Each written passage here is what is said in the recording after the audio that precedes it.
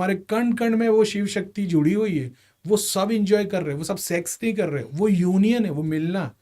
70 हूर तो कुछ भी नहीं, 70 लाख से भी ज्यादा मिलेगी। जाने तो ना, जिसने जाना उसने पा लिया। तो वो 7-14 करके तो जो लव है वो लव वाले स्वर्ग में चले आएगा। समझ रहे हो? इसमें एक चीज़ मैं आपको बस पूछना अभी बोलो। चाहूँगा। जैसे भगवान कृष्ण ने बचपन में अपना मुख खोल के पूरा ब्रह्मांड दिखाया था, वो सब बात जानते हैं, बट उन्होंने साथ साथ ये भी बताया कि यही ब्रह्मांड हर एक इंसान के शरीर में है। मैं तो बोला ही ढूंढने निकलोगे भाई तो हर बूंद में सागर मिलेगा। आप तो बोल दिया ना ये सागर ही है सब कुछ, मैं बता रहा हूँ देखने की कोशिश जब करोगे हर बूंद में सागर मिलेगा।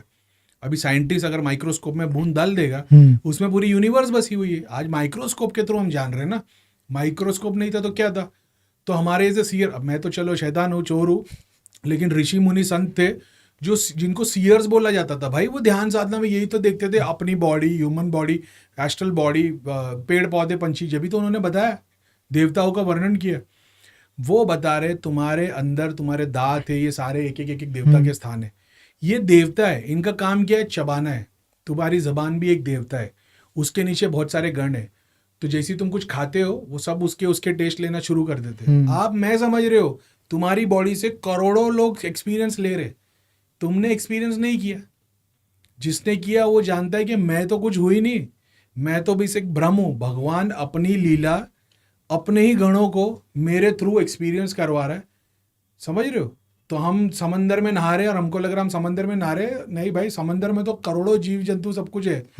तो वो तो समंदर की लाइफ चल रही है, हमारा तो कुछ रोल ही नहीं है उसमें। हम सोच रहे हैं हम समंदर में नहा रहे हैं। सो मोक्ष क्या है फिर? मोक्ष लोग बोलते हैं कि वो अंत है जहाँ पर जाके सब डिसॉल्व हो जाता है, zero. Deep sleep, deep sleep जो बोलते हैं, परमानंद, एक है निर्वाण, वो सुप्रीम ब्लिस। तो सुप्रीम ब्लिस तो मेरे को नहीं लगता मोक्ष है वो।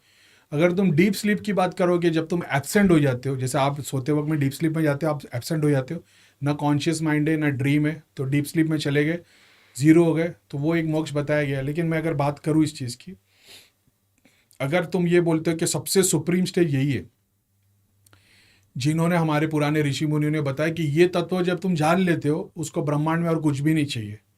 तो जिसने ये बात बताई तो उसने उसको एक्सपीरियंस किया कि ये इतना ब्लिसफुल है, इतना खुश है, यहाँ पे पेन नहीं है, सौरो नहीं है, दुख नहीं है, दर्द नहीं है, खुशी है, सुप्रीम है, ये है, वो है, फलाना है, ढेमका है, इसको पा लिया तो सब कुछ पा लिया, सुप्रीम ब्लिस, सुप्रीम ब्लिस बताने के लिए तो आया ना दुनिया को।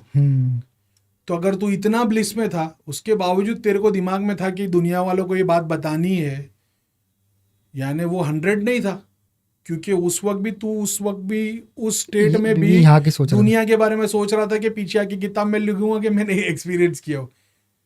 तो हम समझ सकते सुप्रीम ब्लिस है, लेकिन क्या वो 100% कंप्लीट है? क्योंकि अगर वो 100% कंप्लीट होता तो बंदा नीचे आता ही नहीं वापस, राइट।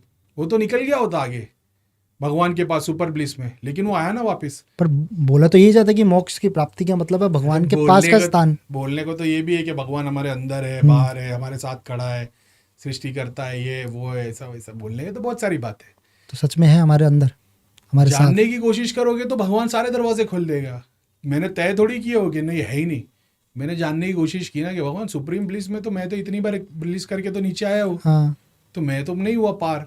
एक तत्व अहम ब्रह्मास्मि भी एक्सपीरियंस कर दिए, सब कुछ ब्लिस में, एक जगह पे कि नथिंग है, कि कुछ भी ब्रह्मांड में एग्जिस्ट नहीं करता। तो इतने सारे एक्सपीरियंस तो हमने भी कर लिए।